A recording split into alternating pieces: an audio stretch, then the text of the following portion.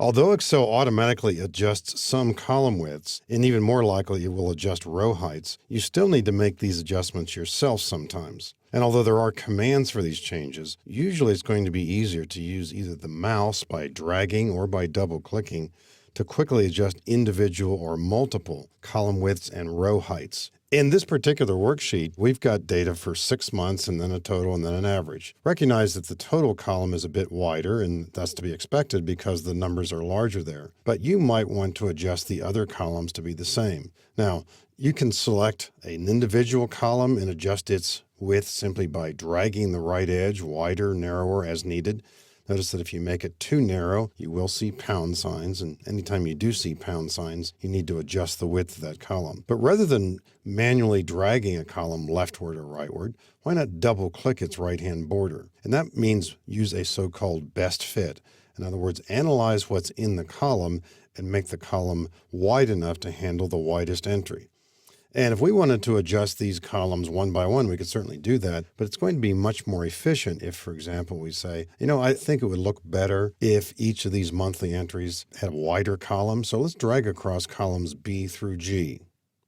Now, when you hover the mouse right over one of the column boundaries, when you hold down the left mouse button, you do see an actual width. And I think for many people that's simply trivia, but all of these are 64 pixels wide. If we simply drag this a bit wider, and we're just doing this somewhat arbitrarily, let's say, make them all be 70. We're adjusting all these at the same time. And maybe you just think that looks better, so fine, that's the rationale for doing it sometimes. Column H here, if we hold down the left mouse button on its right border, 75 pixels. And if somehow you said, I want all of these to be the same width, well, highlight them all, drag any of these boundaries to be 75 pixels, and then all of them will be 75 pixels wide.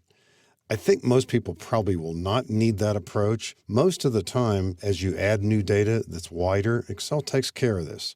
Now, maybe you've got another bit of information down below here, and it could be a longer number. What happens if it's text? Suppose we put in a text entry down here. Maybe it's just you're going to put in something about the telecommunications department. The column does not become wider. Now, if somehow we ignored that or forgot about it, maybe it was down farther in the screen, we didn't happen to see it. What happens if we double-click column B here? Automatically adjust to be as wide as the widest entry. So here and there you have to be thinking about what's in the column, but you can always drag the column width or simply double-click to make it be the width you want. If we take out telecommunications, just delete it, come back and double-click here, we've now made column B a so-called best fit. Now remember, the others we earlier had dragged to all be the same. So if we want all these columns to be a best fit, we'll drag across all these. Double-click any of the boundaries, and then each column is aligned based on what's in that column. If one of the numbers here becomes larger, suppose the June entry gets corrected, and it really should be 1050, 1050. As I press Enter, watch the column get wider. Momentarily there you saw pound signs, but the main issue is that Excel automatically adjusted that, therefore column G is wider. Now with row heights, you don't have to worry as much about this, but you do have some control over it as well. It could be that you maybe would like to see this worksheet with a little bit more space between the entries. So we might possibly drag across these rows here and then drag the lower boundary down just a little bit maybe. And we're making all these rows taller for a more spacious look perhaps. So you've got different rationales for doing this. If we want to readjust all of our rows at once, we can click in the upper left-hand corner. And we can also do this for columns, by the way, too. So we'll click in the upper left-hand corner. If we double-click any of the row boundaries, it will automatically adjust all of the row heights to be a so-called best fit. So we're back to the so-called normal situation.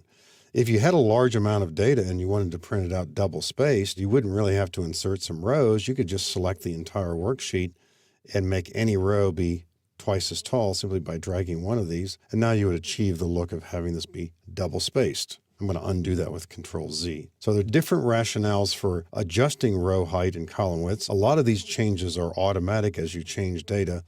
And here's something that you want to be a little bit aware of.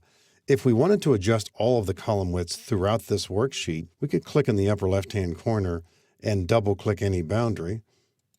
But column A has a much wider entry here. So until you learn how to merge data, which you might do manually for column A only, is make it be about that wide.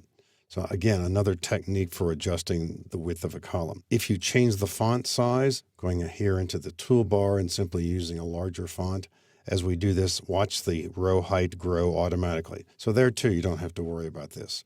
So it's an ideal feature, easy to use, adjusting column widths and row heights.